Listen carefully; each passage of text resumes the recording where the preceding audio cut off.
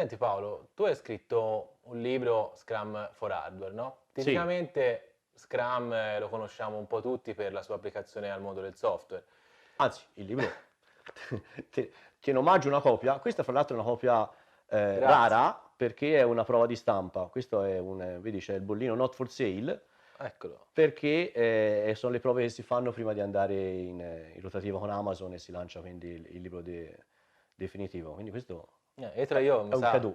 tra l'altro io ho letto una delle prime bozze, no? Sì, sì, Parli anche di me, fra virgolette, no? C'è il capitolo La scelta dello Scrum Master sì. e il processo che racconti è proprio lo stesso che ho utilizzato per Devo conf scegliere sì, noi, insomma. devo confessare che voi siete stati proprio le prime cavie Eh. di quel processo, l'ho affinato proprio lì, era un'idea che, avevo da un po' di tempo, ma in maniera netta l'ho fatto da voi la prima volta e poi l'ho ripetuto da altre 2 o 3 aziende, quindi adesso ne sono abbastanza convinto perché l'ho visto funzionare diverse volte, però quando l'ho provato con voi eravate proprio le mie caviette. Senti, invece tornando alla domanda, che Sì. differenza c'è fra Scrum applicato al software e Scrum applicato all'hardware? Innanzitutto la parte processo è lo stesso, quindi Scrum è Scrum. C'è i 3 ruoli, i 5 eventi, i 3 artefatti e quindi l'infrastruttura diciamo di quello che regola la comunicazione, il modo con cui si relazionano le persone è esattamente la stessa.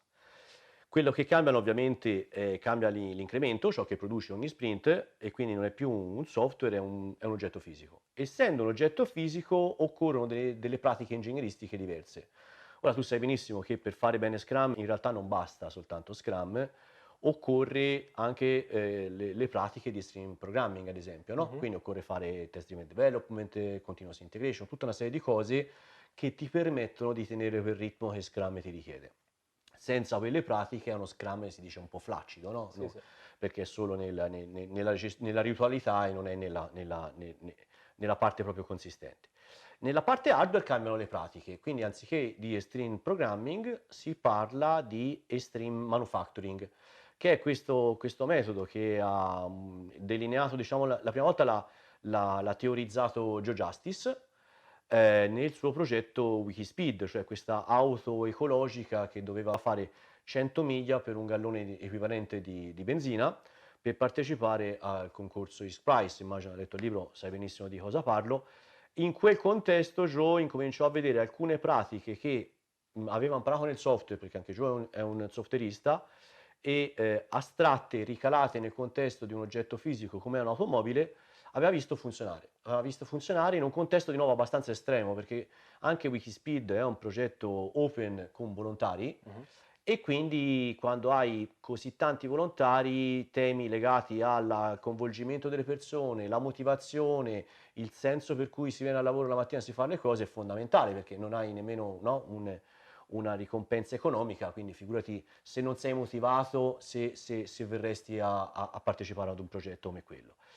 E quindi queste pratiche sono state, diciamo, Joe l'aveva un po' così teorizzate, l'aveva un po' divulgate per conto proprio, ma in una sua collaborazione con un'altra personalità che adesso è un amico sia mio che di Joe, che si chiama Peter Stevens, che è un americano che vive a Zurigo, facendo co-training con Peter, decisero di pubblicarlo e Peter quindi pubblicò questo primo articolo nel suo blog che si chiama Extreme Manufacturing Explained.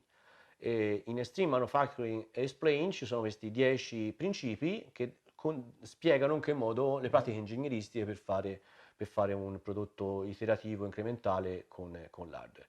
Poi da lì cosa nasce cosa, nel mezzo c'è stata una rielaborazione anche mia nel mio libro e adesso diciamo è alla terza iterazione stream manufacturing, ha una forma, forse la più matura è quella appunto che è nel libro mio ed è quello che le aziende cercano di, come dire, imparare più rapidamente perché altrimenti poi tutto il resto diventa molto difficile. Quindi possiamo dire che sei un po' un pioniere dello Scrum applicato all'hardware in Italia.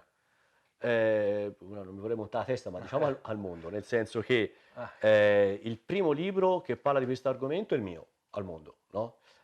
Motivo per cui infatti quando l'ho scritto io lo scrivevo in italiano e avevo una professionista che mentre facevo i capitoli in italiano me li traduceva immediatamente in inglese, quindi è stato pubblicato a un passo abbastanza contemporaneo in lingua inglese proprio perché uno dei motivi per cui io mi son dedicato a scrivere questo libro è che molti, tra cui lo stesso Joe Justice, spinto a farlo, perché mancava. Cioè quello che c'era prima del mio libro disponibile come letteratura, diciamo, erano qualche intervista, appunti sparsi, qualche blog post, che effettivamente è un po' poco per portare un metodo in un contesto così strutturato come l'industria manufatturiera. Quindi la parte io chiaramente il libro, quando l'ho scritto, ho parlato di cose che hanno fatto gli altri, no? Quindi non è che ho inventato nulla, gli inventori sono Joe sicuramente e Jeff prima di lui. Diciamo ho fatto un po' il cronista di quello che è la nascita dello Scrum for Hardware, però nei momenti fondamentali, tra cui il primo gathering in Colorado, io c'ero, quindi l'ho viste con i miei occhi le cose che stavano nascendo in quel momento, quindi diciamo faccio parte di un gruppo, ecco, questo sì.